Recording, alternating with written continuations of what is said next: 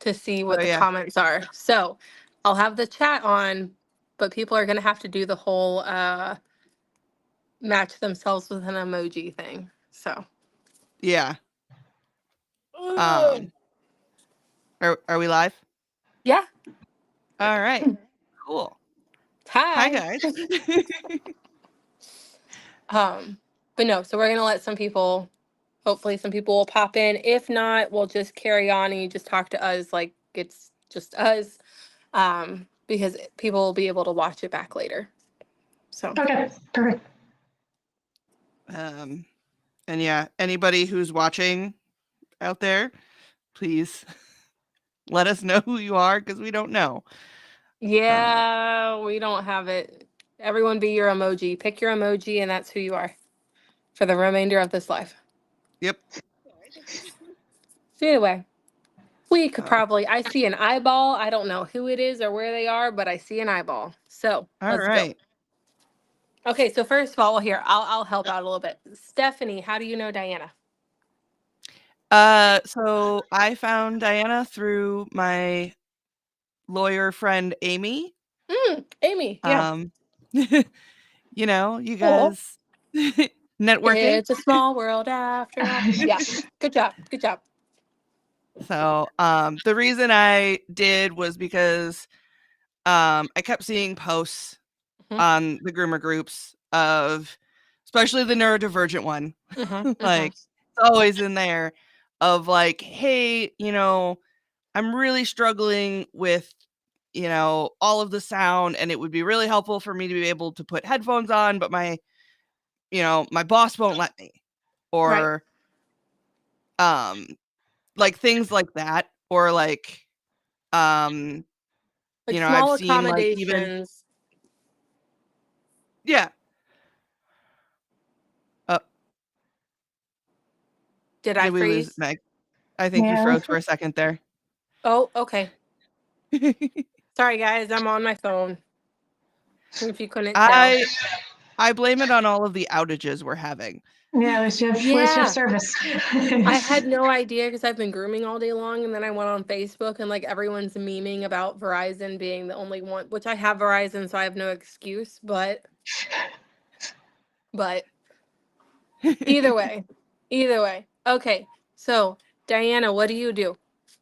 Yeah, a little bit about myself. I am an employment law attorney. I practice exclusively on employment law, so a couple areas within that: wrongful termination, discrimination claims, wages, and contract work. So everything relating to the employee-employer relationship. Nice. Hey, Facebook user. You're gonna have to identify yourself because I'm on my phone, so I can't look at comments. So let me know who you are and pick an emoji, so that way we know who you are, as long as you put that emoji before we carry on. Oh, It's hey, Nicole. Nicole. All right, so get your crown on. Get your crown on. So with one of the things that is a big issue with our industry specifically is that we're not regulated Right. in pretty In much any every sense state. of the, yeah. So we tend to be able like things fly under the radar a lot more in this industry. We have a big issue with like people being misclassified as Oh 1099 yeah, illegal all the 1099s. time. That was going to be one of my questions. Are you frequently independent contractor work, working for multiple people, or are you frequently an employee, and what size companies are you usually with? Wow. It's a variety of things. It is a very variety of things. And honestly, like as far as I can understand, the only way to legally be like booth rent essentially is you have to have your entire business separate. Like you have your own phone number, you have your own clients, you handle the payment, you do all the things. But otherwise, there's just a lot of people that are illegally misclassified and not protected, right? Yeah. Like if you're not a proper employee, you're not like protected. Yeah, I don't know. I don't so where I understand a thought lot. we were starting off a little bit different than where thought we'd start, got but this is distracted. perfect. Let's start there because there's a lot of misconceptions about this. I talk to a lot of people who either think they want to be an independent contractor, and then when we dive into it, they realize some of the things that don't come with that, or vice Yeah. versa. They're classified as that, and then we're looking at it and they're really not properly classified. So the term independent contractor is coming from several different areas of laws, including the tax code. So that is what we most commonly associated with is if you're paid as a 1099, you're an independent contractor. And that is not the legal analysis that gets us to that conclusion. There's a test that you should be going through to determine if you are an independent contractor or an employee. If you're an independent contractor, then you should be paid as a 1099. If you're an employee, then you should be paid under a W-2. Right. But the test that starts that analysis really focuses on control and how much control the employer has over the working conditions. And that's why I asked what your industry looks like, because I could see this being done in a couple of different ways, right? I could see a very formal, well branded, you have to wear your company uniform, you have set working schedules, and Right. I could see it being done in that format. I could also see places that need help, right? And maybe you're freelancing for 5 different people, and there would be ways in your industry, I think, to do both, depending on what you're looking for. So that's an interesting application to your world, I think. The independent contractor test under the tax code is one area. Under each of our employment statutes is another area, as well as under unemployment benefits and the statutes that govern that. So lots of different areas of law that's coming up in. Very similar tests in each of them, not identical, but very similar, so should lead to consistent results. Benefits of being an independent contractor, one of the biggest one is less, I'll say, loyalty to the company. So frequently you are allowed to work at multiple places, right? So good if you're able to set your own schedule. You maybe don't want set hours of these are the hours I always have to be clocking in. I'm just going to jump in where I am needed. Some of the downsides are you're not covered by some of the statutes, and in different states that definitely look different, because I know we are talking to a wider audience. I won't focus just on the Illinois component of things, although that's my practice area. Different states are going to have different things. So most employment law statutes, the trigger is going to be the first question: are you an employee? If you are an employee, then the statute will apply. If not, it won't apply. If they're not governed by statute, then you're governed by the contract, which is where I think a lot of independent contractors fall short, and not that they fall short, but who they're contracting with falls short in setting a good contract. I could see in your world a lot of handshake deals being done, right? Of just come help me out just a couple of times, and then all of a sudden you're doing it for 6 months, and no one really knows what the terms of the deal are. It's just kind of working until it unfortunately doesn't work anymore, right? So the contract is very, very important in the independent contractor world. That's going to govern compensation. It's going to govern when your compensation's due. It's going to govern what happens if there's a change in working hours or things like that in a well-run, constructed contract. And part of setting the contract is setting expectations, right? You could be thinking, I'm going to work here for 5 hours a week. They could be thinking, you're there for 30 hours a week. And let's have that conversation as we talk through this contract. So if our expectations are not aligning, we can fix that before we get too far into this relationship. Nice. I feel like a big downside that I see when people are essentially I'm going to say misclassified 1099s, because they're not getting given, like the employer is 100% still controlling the schedule, the clients, all of the things. So that's why I say misclassified. As far as I'm aware, they don't get covered under insurance or workman's comp or like any of those like really important things when you're dealing with animals. Yeah, so that is definitely the downside of misclassification, right? So if you don't go through that legal analysis and get to the right answer, those are a bunch of other areas where the implication and classification does come up. So only employees are eligible for unemployment benefits, and that was a big change that a lot of states were trying to make, and the federal government was encouraging states to make during COVID. That's why that was such a mess, is now you have a bunch of people who are not set for this system being told they can now use this system. And that was why, right, we're seeing everyone with change in conditions, not just employees. But typically you are only going to be eligible for unemployment benefits if you are classified as an employee. Same thing for workers' comp benefits. There's not a requirement for that. And what was the other one? Or the last one? Oh, health insurance. Well, I mean, I will say, grooming doesn't often offer health insurance.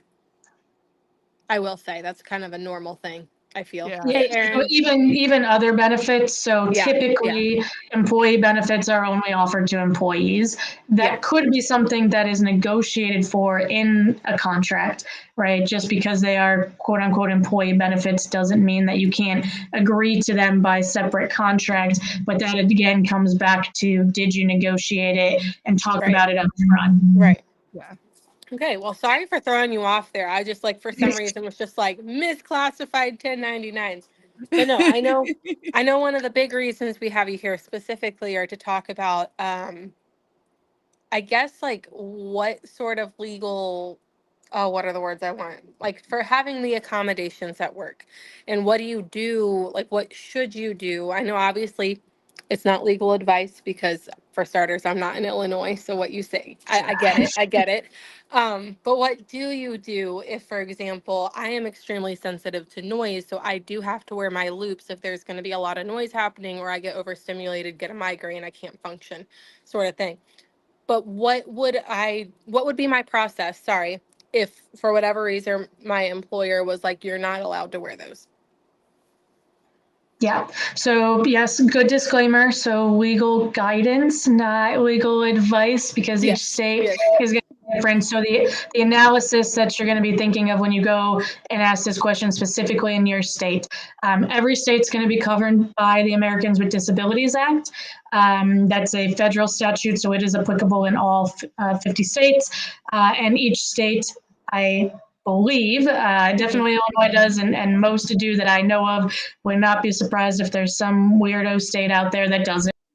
But most states have their own statute that makes discrimination on the basis of disability illegal in that state.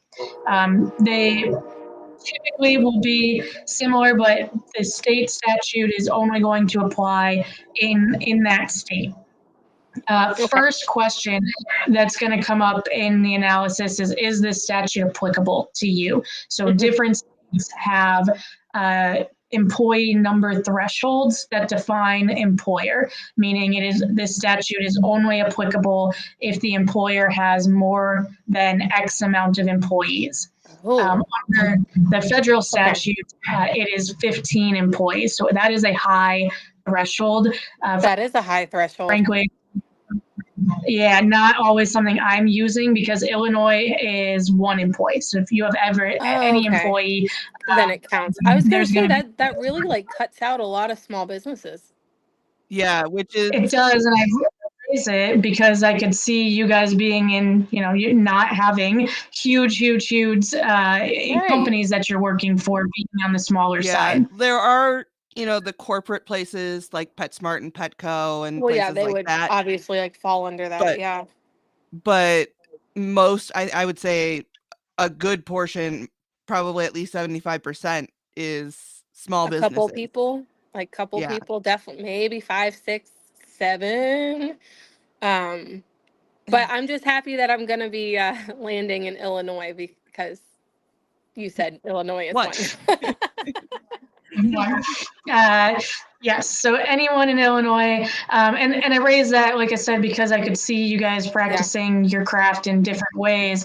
That may be something to consider, right? If you know you're going to be needing accommodations, you either need one of two things. You either need it to be legally compelled by a statute that's in place, or at least to have that protection, or you need to make sure that you're working with the right boss at a place that isn't going to have that legal protection, right? And how you approach that might be a little bit different. Analysis, it's the difference between legally compelled and asking nicely and hoping there's a response. Although I will say I'm pretty confident I won't have to go the legal route because my boss is actually in the chat right now. So she's good people. So so under getting back to your question of accommodation, under all discrimination statutes that relate to disability, there's going to be two components.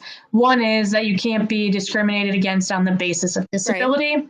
I kind of put that to the side because that's not going to help you through the accommodation process, but that is out there as part of the protection that this statute's going to provide. The difference for disability is that they are going to have a accommodation component to things. I'm sorry, did you see the hearts froze up there at a perfect moment. No, there's hearts. Okay, I'm sorry. I was trying very hard to hold that in because I didn't realize it actually. Like, it did it? That's for you, Nicole. Anyways, I am so sorry. Go ahead. We're very easily distracted. So, under the accommodation process, the common misconception that I see is if I ask for an accommodation, my boss, my company has to give it to me. The analysis is going to be a little bit different. So first things first is that the obligation to provide an accommodation is only triggered by the employee requesting it. So it's not enough for the company or your supervisor to know that you have a disability or to know that, you know, I think that headphones, as the example, might help you. The legal triggering is I need an accommodation for a disability and you have to ask for it. So that is an onus that is on the employee. And I think that's helpful to know because I do consult with people and they just don't know that. So I know you're navigating, maybe not wanting to share everything about your disability and the personal life and, you know, all of this information, especially when you're new to an employment situation. But unfortunately, the law does put that onus on the employee to make the request. Once the request is made, once an accommodation request is made, the obligation of the employer is to provide a reasonable accommodation if that person does have a qualifying disability. So qualifying disability is going to mean something that impairs your daily activities. That I think is frequently analysis there can be hard because a lot of things fall on a spectrum, right? And this statute is designed to cover everything. It's designed to cover surgery. I just had surgery and I'm going to be out for a little bit. It's designed to cover chronic physical illnesses. It's designed to cover mental illnesses, you know, bipolar, anxiety, things of that nature. And it gets harder when you're talking about what I would call the invisible disabilities, right? They can't look at you and immediately say, well, that person is in, you know, both of their legs are broken. So I think they need help with something, specifically stairs. So it gets harder at that point because you may be required to share a little bit more of your medical information, your diagnosis to help the employer determine that you do have a qualifying disability. Now, some employers are not going to want to go through the analysis of do you have a disability or not, or a qualifying disability. They're just going to say an accommodation's been requested. Let's go through the analysis of whether an accommodation needs to be made. But to prepare you for the situation where the employer does want more information, they are entitled to information to help them determine that you have a qualifying disability. So whether that's a doctor's note or medical records or things of that nature, they do have the ability to learn that you have a condition that requires them to provide the accommodation. Assuming we get past that point then and we get into what is the accommodation that's going to be provided.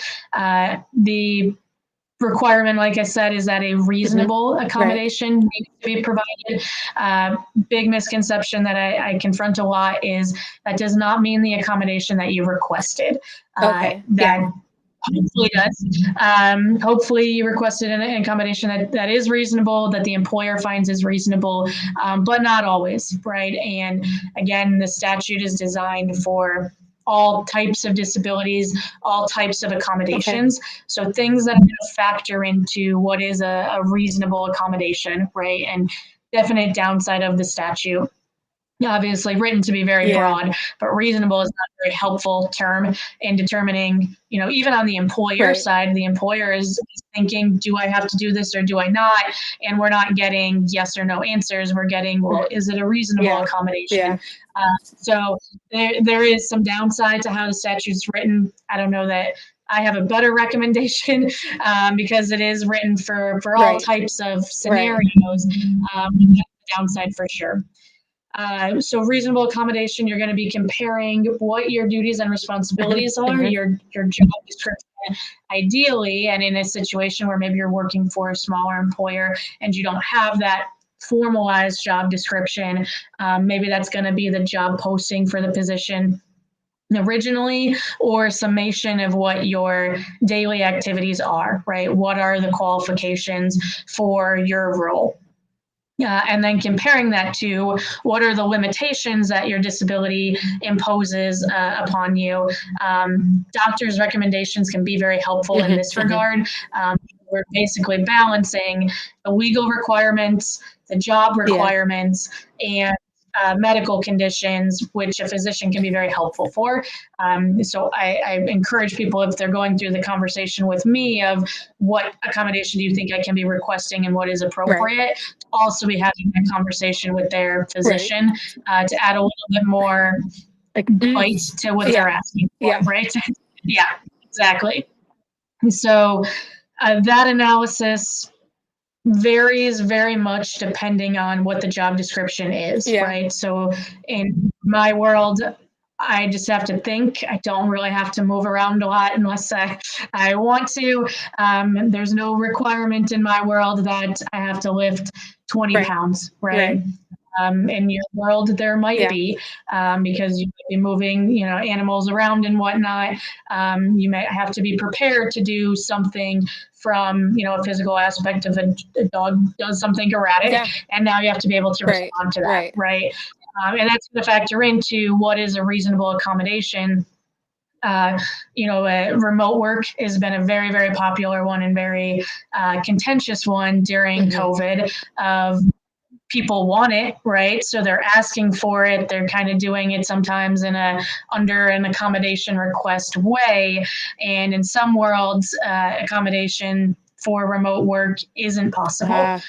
You are one of those. I'll bring the little robot from home to just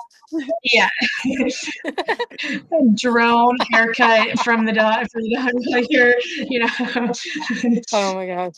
I don't know if that would maybe show up in quality of work. We'd have to test that out a little bit maybe before we just implement it. Oh my gosh. So something like that, right? In my world, if someone was unable to commute to the office, remote work would make a lot of sense because we can do a ton of stuff remotely, whereas in your world, it's not. And that's where that job description comes into be a very big factor in what that reasonable accommodation is going to be. Now, when we talk about not physical limitations of the job, right? What attention do you need to detail, longevity, and being able to be engaged, customer service being a component, right? And that's again something I could see being different in your world and not, right? If you're in the back, the last man on the totem pole at PetSmart, you're not necessarily interacting with the customers on a regular basis, right? Your role might look a little bit different, but I would certainly think attention to the detail and being engaged is important just because obviously you're dealing with living creatures and they do weird things just like humans do. So, things can come up and you have to be paying attention, right? And if you are distracted by things, so that would be your argument on the headphones side of things or something like that of allowing you to kind of mute out some of the other things. Now, what you are balancing that with is what are some of the risks to the employer, right? So is it headphones to listen to music super, super loud so that you can't hear anything else? That I probably have a concern with from the employer perspective, because now you've lost your sense of hearing, right? And so what I use are loops, and I use specifically the ones that I can still hear people talking to me. It just kind of reduces the din. Like if there's barking dogs or dryers going off, it reduces that. But if someone's saying, "Hey, Meg," I'm going to hear them. Yeah. So I like that kind of in so that's between perfect. there. And that's exactly something you'd want to explain during the accommodation process, because if you just say headphones, they're thinking like a lot I'm of companies' jamming headphones out. are not going to be appropriate. Now you can't hear any of the dogs barking. That's great for you, but we have a bunch of very unhappy, irate customers who would like attention, and so that would definitely be a concern. On the other end, when we think about safety, is going to be the big factor for employers in your world. And so, frankly, I think that's something you'd want to explain when you're making the request is here's what this does, here's why this doesn't impose a safety risk, because someone may not know that, right? If Unless someone just experience. sees them in my ears and has never used them, they probably think I'm like listening to music or something, but there's no electronic component to this at all. So yeah, Nicole, listen up. But you've heard we've waxed and waned about loops. We really do like them. They need to sponsor us. They're very helpful. Yeah. So those are going to be some of the things that make your world a little bit different than in the world of a physical injury or something like that, right? Like going back to a broken arm. You see someone in a sling, you already have an immediate sense of what their limitations are going to be, right? You have a certain expectation that's immediately set, and that setting of expectations influences the accommodation process. There's not necessarily anything that immediately comes to mind unless you're familiar with this type of disability and the community to say, these are things that will really, really help me. And you have no idea that they exist, right? So some of it can be educational to the employer as well, as to the benefit. And I think it's a really good approach in engaging in an accommodation request where maybe the employer's like a little bit skeptical. Why do I want to do this? It's for you, right? This is benefiting you in the long term. If I'm engaged and I can stay focused and I don't end up with a migraine halfway through my day, now I'm that much better in my role. Exactly. I'm able to focus more, and that's really important on moving living creatures, because like that split second of them doing something, we have to be able to react. Yeah, exactly. And so sometimes it is about leveraging where your benefit is, right? Maybe the employer is a little wishy-washy, doesn't go all in to the accommodation process. But there's always going to be that business component, right? They are still a business. And so explaining to them why it's maybe not something they immediately want to jump and do, but why they should do it anyways, because it is a benefit to them, can also be helpful in navigating that process. Nice. So one thing that I've actually been seeing a lot about in the groups recently is actually like a lot of neurodivergent folks, we prefer, it's easier for us to do a task if we understand why we're doing the task. But we have a lot of issues with people who are like, no, just do what I say. Just do what I'm telling you to do. No. Like, can that be thought of as like an accommodation when you say like, hey, I need you to explain why we do these things? Like, would that be covered kind of? Yeah, that's definitely a request that can be made. I've done that with like allowing people to take notes of meetings or something like that, or to send like summary emails. Someone's dealing with anxiety and the corporate world, and they feel like they're getting misdirections. Obviously, that only makes things worse, right? When you feel like you're absolutely being pulled in 100 different directions. This is a similar type request to that. It's helpful if you approach me in this particular way and interact with me in this way. It is one that probably requires a little bit more explanation, right? Of why, what's the connection between neurodivergence and this feeling more comfortable when something is explained to you. That's not necessarily something I think is going to be immediately known to the person you're requesting from. And I would think that would be something that would also be helpful coming from your physicians, to kind of add again that to the request, because you may not be the best person to explain that, That's right? true. Although you're experiencing it, you may not scientifically understand it, or understand it with that medical background. Okay. No, that makes sense. Yeah. Did anyone come with questions? I just want to put that out there to people so they can have a minute to think. Yeah. So I'll talk about one other area that I consult on a lot, which is what your request for an accommodation should do is trigger the accommodation process. The interactive process is the language that we use in the legal world. And sometimes what we see, that interactive process is what should lead to the reasonable accommodation, right? And sometimes what I see is someone makes an accommodation request, the employer says no, and that's the end of the conversation. Or the employer says, yes, but it's not what you want, right? They give something else and you're like, that doesn't cover all of the issues. What the employer says is not the be all end all in terms of the accommodation process. There should be that back and forth. It shouldn't just end the conversation. Now, approaching that can be a little bit more difficult, right? Because whenever you're going through something like this, where you're navigating some part of your employment relationship while also navigating being a good employee from a performance perspective, you're now really being judged by the employer on both, right? So you have to go through it in a respectful way.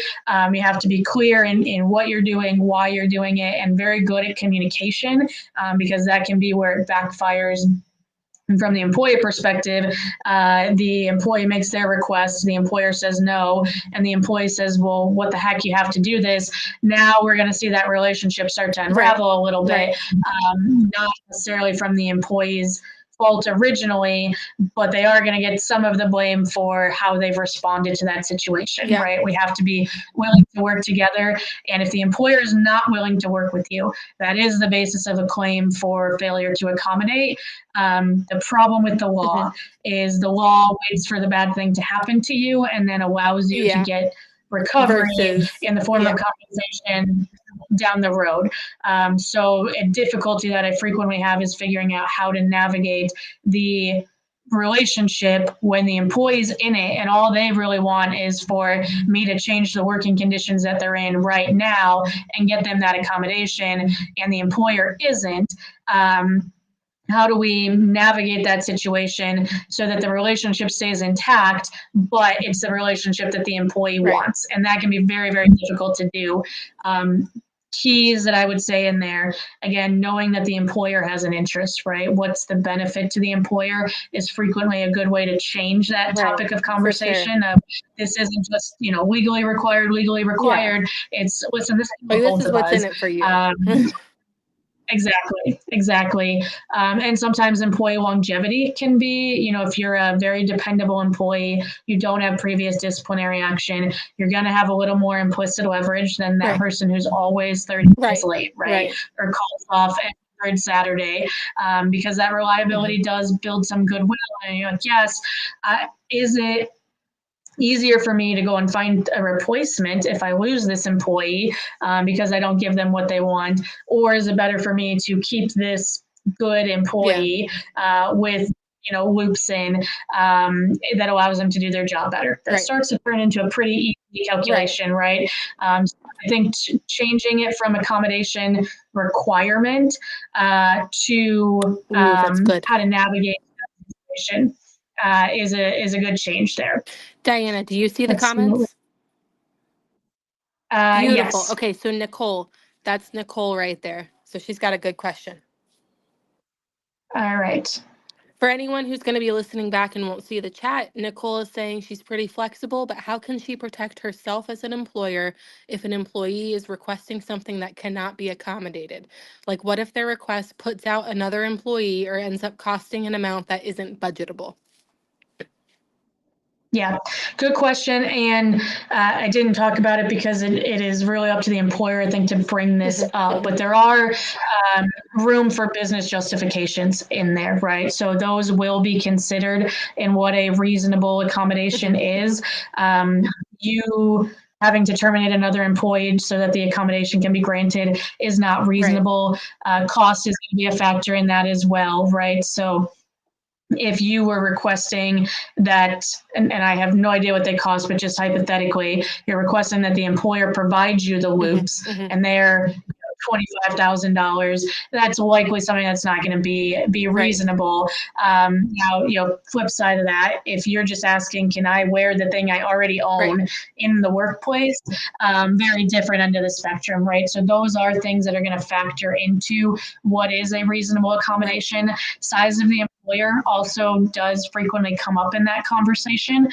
So being a smaller employer myself, I have 6 employees with me. If one goes missing, it means something different than if I had 100 employees go with me, right? And one needed time off or things like that. So time off is frequently a tough one for smaller employees or employers, and is not necessarily something that comes into be a reasonable accommodation. What you're going to want to do as an employer when you protect yourself is be very clear what your rationale is, right? So if expense is the problem, be clear in communicating this is simply not a request that's been budgeted for, or if this is going to have negative impact on some of the other parts of the workforce, that would be something you want to make sure that you are clear on why you can't do it. It's not just, I don't want to do this accommodation. It's, I cannot do this because of these other ramifications. Okay. Oh, wow. So, Nicole says she has great employees. I'm going to take that as a win. But, just in the future, I know I've worked with people who've almost demanded the employer change their whole product line, like shampoos, conditioners, etc. I'm curious about the reasoning. Like, I think I would understand if it were maybe making them break out. But either way, or buy a very expensive dryer that isn't in the budget when there are so many different types of dryers. And I almost guarantee that the dryer they already had was perfectly fine. Yeah. But I don't know. I don't know the stories. Yeah, so here's I'm not going to pretend like this isn't a misused statute, on occasion, especially during COVID. Some of the things people have tried to do. And the reason is it is really the one area of law that allows you to try to have a conversation with your employer about changing working conditions, right? So if an employee is doing that, we have a little bit bigger conversations because they're trying to change their working conditions. If they're using that as leverage, either they don't feel like they can have the conversation in some other way, or they might have a really, really unreasonable things that they think they're entitled to in the workplace. And both of those things exist frequently. Oh, drama. Yeah. Well, and that's why, like, if I needed something, like, my first inclination is like, how can I bring the law down on her? No, it's 100% like it would be like an open conversation. If she can't do it, then I'm like, all right, let's figure out something that works for both of us. But I know not everybody is like that.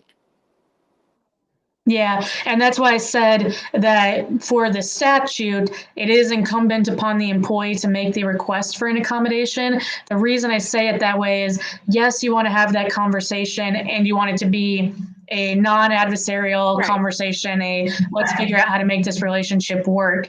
The problem you sometimes have when you do it that way is if you are not formal enough in it, you don't have, if they don't do it, you don't have that protection of a failure to accommodate or something like that. So it is a balance sometimes of wanting to make sure that you have the protection if they don't follow through, or they change conditions. And we should talk about that a little bit, just how this accommodation looks over time. Right.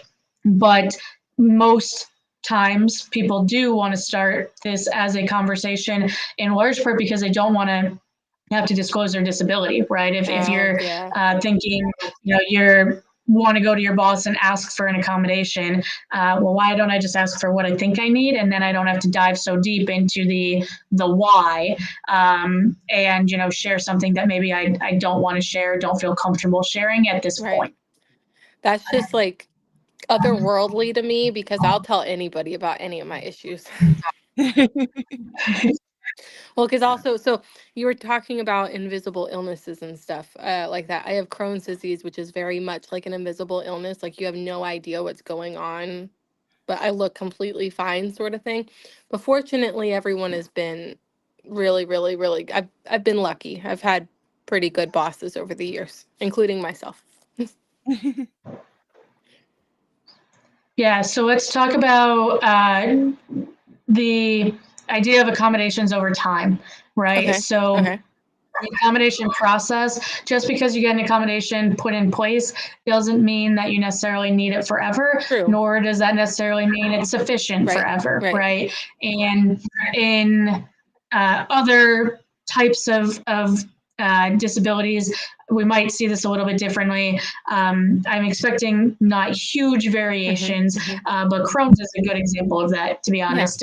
Sometimes it might be all hell breaks loose and you are very, very ill, and other times 100% fine for extended periods of time. Up and down. Yeah. So unfortunately, the ADA is not great with those types of things. The statute that is better is Family Medical Leave Act. And Family Medical Leave Act, huge threshold. So only applicable if there are 50 employees with the organization. But does allow for up to 12 weeks off per calendar year for medical conditions. And so that's the beneficial component of a larger company, right? Is if you do have medical conditions, that 12 weeks doesn't have to be a block of time. It's very good for flare-ups or something like anxiety, right? You have a anxiety attack, you need some time away from the employer. And then you might have days where you get kind of back to where you were, but days to take off to prevent something else from happening. So I point that statute out, not thinking it's necessarily applicable to a lot of your employers, but because it is out there and kind of the background to our law, when we compare, at 50 employees, you have 12 weeks off with that you can use intermittently, that is required at that point. Then what does that look like when we talk about the ADA and accommodations process, right?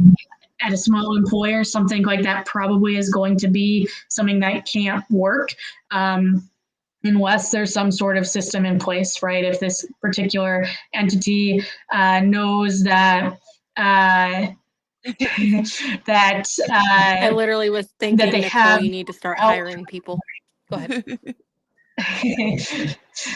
So if the employer knows that they have like backup, right? They know someone that they can call as an independent contractor who can jump in. That's going to change what that accommodation process might look like and what's reasonable because they have that extra background. I know that makes sense because like it's not exactly easy for someone to just bounce out for a day or two when we have like a full schedule for months sometimes, depending on, Yeah. This is so enlightening. Independent contractors that can just jump into random places. Right. Where's the groomer staff? Yeah, I say that like it's well, and like that's how I'm probably gonna do it going forward in like several years. I don't know when. Don't hold me to anything. but getting my own insurance and just kind of doing it, I guess, kind of more like Tori does it, the extraterrestrial. Mm-hmm. So Diana, for clarification, this is a lady who she travels around the country in her RV and like grooms out of it. So she advertises it on the outside and she takes clients kind of wherever she goes, kind of thing, versus what I'm doing right now, which is stopping off at like different salons for a couple weeks, couple months, whatever, and just like integrating into their workspace as a W-2 and all that. So it's cool. I might switch things up. Yeah. Anyways, I see a tear face in the comments, but I don't remember when it popped up, so I don't know what that was in response to. So I'm sorry for making someone cry.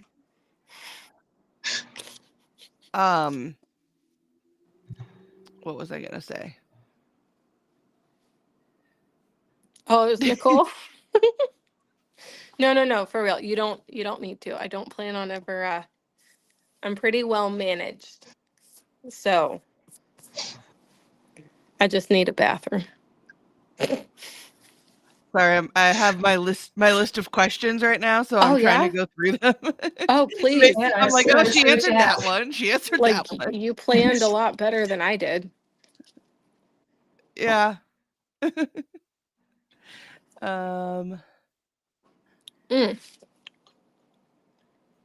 While you're looking, you mentioned, just because I'm curious, not because I need to use it, but you mentioned FMLA being something for 50 employees or older or more.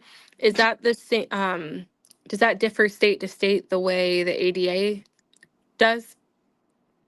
Or that's kind of the rule of thumb? No. So, yeah, so ADA is federal and FMLA is federal. Okay. Some different states might have their own version of FMLA.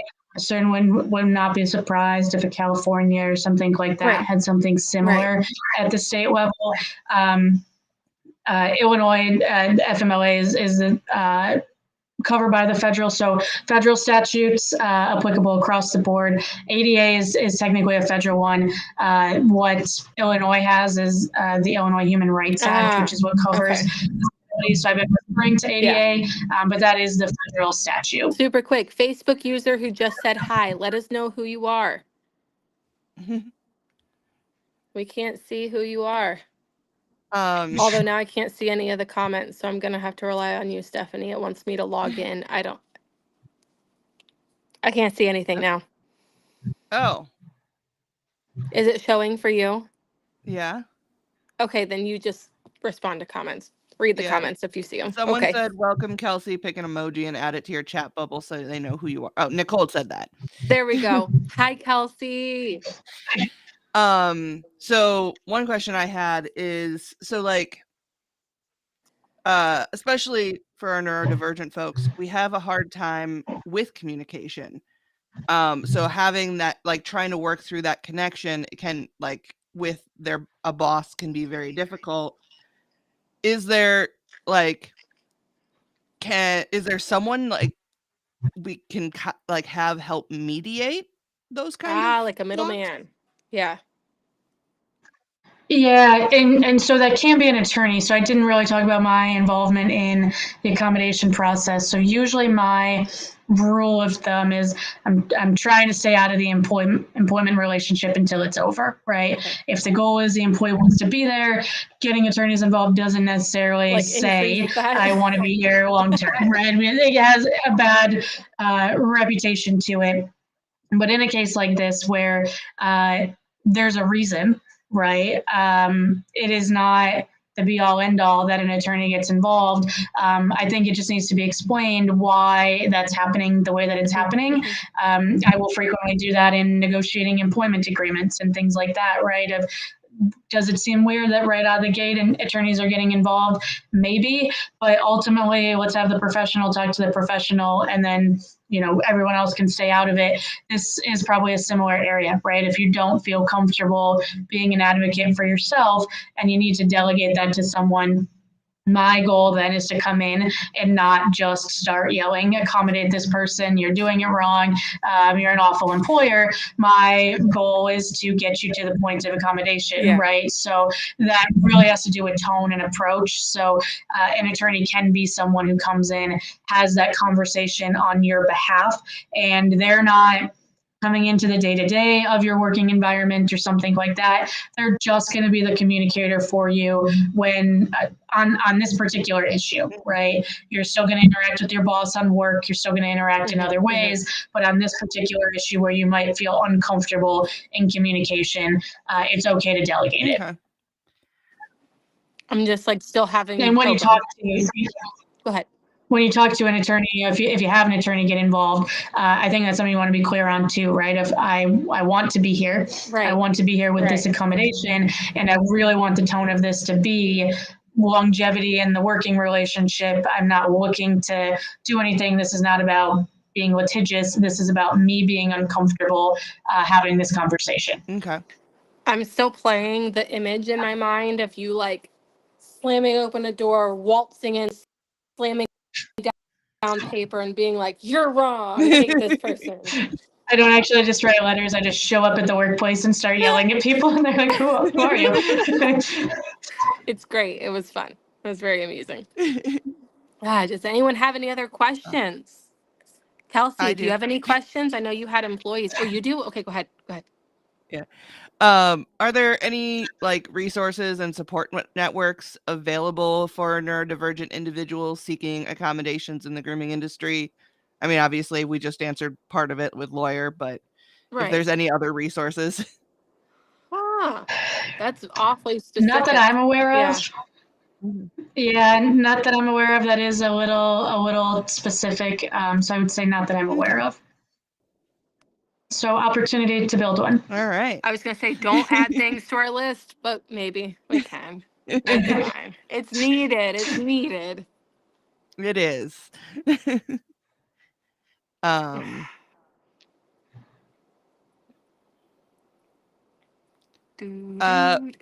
Another thing that I've seen is a lot of times, like, and part of it is, you know, a lot of it is the handshake deal making kind of thing is like, I'll see people be like, I talked to them about my accommodation. We were doing great for a while. And then they just kind of, the boss just kind of decides like, well, you're doing fine. You don't need this accommodation, and takes the accommodation away. But I'm doing fine because of the accommodation. Yes, that is definitely something to monitor. This is going to be an ongoing process, right? It's not a set it and forget it type situation. Because if you are being accommodated and you no longer need it, right? Again, probably more applicable in the physical injury realm. But if you have a neck shoulder injury, you're in a sling, eventually you don't need that accommodation anymore, right? So you don't just get it and keep it forever. We need to reassess this occasionally. And the same is true here. Maybe things change, not that often, but the same is still true here. And on the company side, the employer is going to change, right? When we get to 50 employees and covered under FMLA, things are going to look different. So they need to be looking at things differently on their end, what they could do when you were one employee versus what can be done when you're at 20 employees is different. So the analysis is an ongoing analysis. What I would say in that process is that is the benefit of formalizing it, right? And making a formal accommodation request.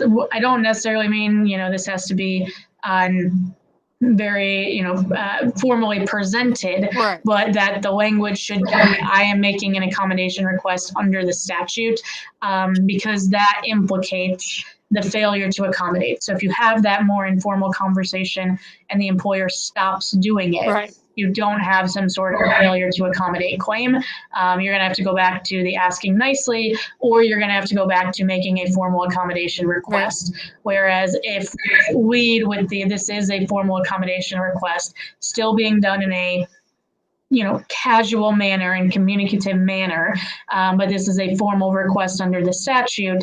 Now, if the employer takes back something that you need without having a conversation, without having that interactive process with you, now you have that failure to accommodate claim. Now that looks a lot easier with something like the loops, right, where it's a way is easy to see. The hardest way is going to be the other type of accommodation you were mentioning of getting the why instructions to why you're doing things, because that's typically something you see while it turns off slowly, right? It's not going to just all be taken away from you in one day. They do it less and less, and then all of a sudden it's been like 3 months, and you're like, no one's done that regularly. This used to look a lot different. And then it is revisiting, because I don't necessarily think that is on purpose to take away your accommodation. I think it is probably employer laziness and not understanding the significance.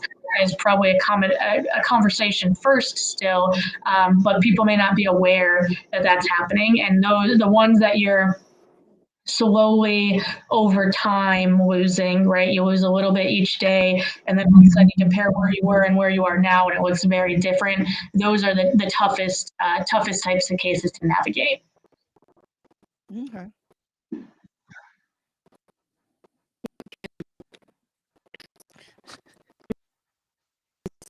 Oh.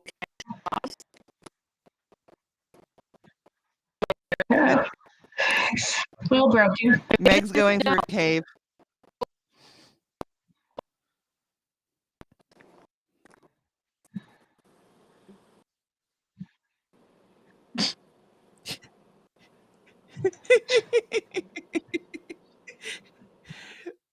Meg, it sounds like you're in a tunnel.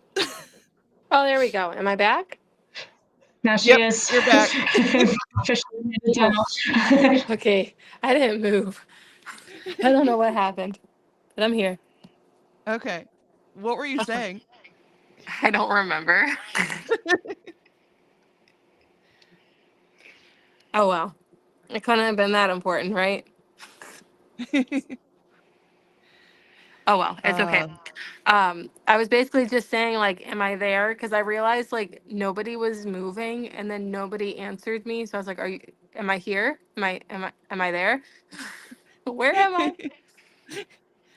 Okay. Okay. We were here. Okay. Yeah. Anyways, any other, are you through your questions? That was all my questions. Any other questions in the chat? I was gonna say I might be losing. Okay, no, I saw someone Meg's blink. losing I'm their still mind. here. I am. Well, it popped up saying, oops, signal lost, reconnecting. So I was like, oh no. It's telling us we're at about an hour, so it's about that time. Yep. But if we don't have anything else popping up, because I was able to get logged in, so I see comments again, but I see we haven't had any for a while. So I think we're pretty satiated here. All right. Well, thank you guys so much for having me. Thank you so much for coming and talking to us. That was very helpful. I feel enlightened now. Like, I feel like informed. Yeah. I'm feeling all empowered, and I'm like, I don't have an employer. Oh no, I'm gonna lose signal. Dang it. All right, guys. Have a good rest of your night. You too.